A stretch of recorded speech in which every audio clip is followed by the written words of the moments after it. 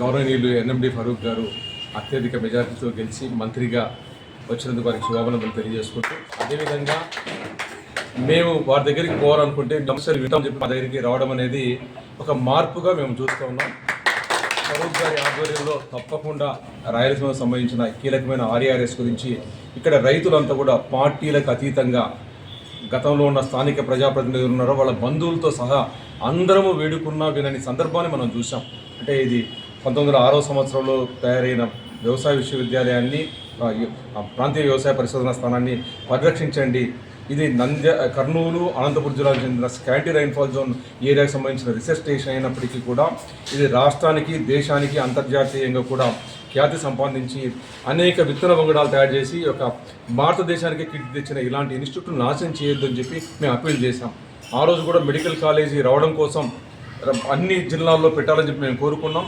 ఫరూక్ గారు కూడా అంతకుముందు మెడికల్ కాలేజ్ తీసుకురావడానికి వచ్చిన దాన్ని తీసుకురాని అని చెప్తూనే ఆ రోజు ఆగిపోయిన దాన్ని నిర్మాణం చేపట్టమని చెప్తే పట్టుబట్టి అభివృద్ధి పేరుతో అభివృద్ధి చెందిన సంస్థను నాశనం చేస్తున్న నేపథ్యంలో ఇది మంచిది కాదు, ఇది చేస్తే రాజకీయంగా ప్రజలు గుణపాఠం చెబుతారన్నా కూడా వాళ్ళ యొక్క ఆర్థిక లాభం కోసమో దేనికోసం స్వార్థం కోసమో దాన్ని నిర్వీర్యం చేసే పరిస్థితి వచ్చింది.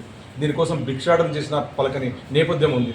రైతులందరము కలిసి పార్టీలకు అతీతంగా ఇంతకుముందు చెప్పినట్టుగా వాళ్ళ బంధువులతో సహా అందరం కలిసి ఏ పార్టీని కూడా నా దగ్గరికి వచ్చిన వాళ్ళకి తెలియకుండా ఉద్యమం చేస్తే తెలుగుదేశం పార్టీ మెడికల్ కాలేజీ రాకుండా అడ్డుపడుతుందని చెప్పి ఒక అబద్ధపు మాట చెప్పి జగన్ రెడ్డిని కూడా మోసపుచ్చిన స్థానిక ప్రజాప్రతినిధులు ఇక్కడ ఉన్నారు. ఈ సందర్భంలో మనం గుర్తు చేసుకోవాలి, 1906 నుండి అనేక మంది ప్రజాప్రతినిధులు ఇక్కడికి వచ్చారు. అందరూ ఆర్ఆర్ఎస్ ప్రాంతీయ వ్యవసాయ పరిశోధన స్థానం రాజకీయాలకు సంబంధం లేకుండా అభివృద్ధికి దోహదపడ్డారు. కానీ గతంలో ఉన్న ఇద్దరు స్థానిక ప్రజాప్రతినిధులు దీన్ని నిర్వీర్యం చేశారు.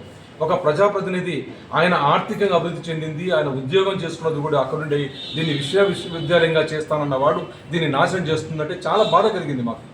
ఆ సందర్భంలో కోర్టుకు పోయాం. దీనికోసం కోర్టుకు పోతే అక్కడ కొన్ని కారణాల వల్ల మేము కోర్టులో మెడికల్ హాస్పిటల్కి ఇస్తూ మిగిలిన తాత్కాలిక పర్మిషన్ ఇస్తే ఆ తాత్కాలిక పర్మిషన్ ఇచ్చిన దాంట్లో కూడా గుట్టు చప్పుడు కాకుండా జీవో అంటే కోర్టు ఇచ్చిన ఆదేశాలకు కూడా వ్యతిరేకంగా మార్చి నెలలో 2023లో 10 ఎకరాలు ట్రాన్స్ఫర్ చేస్తున్న నేపథ్యంలో ఇది మంచిది కాదు.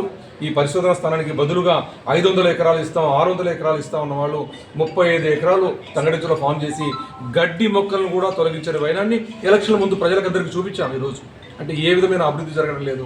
మీరు చిన్న చిన్న కార్యక్రమాలు 365 జీవో తీసుకొచ్చేసి 198 ప్రాజెక్టులు నిలుపు చేసిన వాళ్ళు, 85 లక్షల రూపాయలు ఖర్చు పెట్టలేక అలనూరు నాశనం చేసిన వాళ్ళు, 800 కోట్లు ఖర్చు పెట్టి కొత్త పరిశోధన స్థానాన్ని చేయలేరు.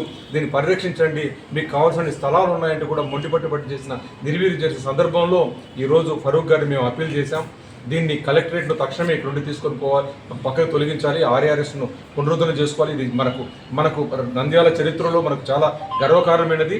దేశ ఆహార భద్రత కూడా కీలకమైనది కాబట్టి దీన్ని ప్రొటెక్ట్ చేస్తూ దాన్ని అభివృద్ధి చేయడానికి ఎలాగా అనేది మీ ఎంబడి మేము వెనకాల మీ ఎంబడి నడుస్తాం, మీరు ముందు జరగండి అని చెప్పిన దానికి వారు సానుకూలంగా స్పందించారు.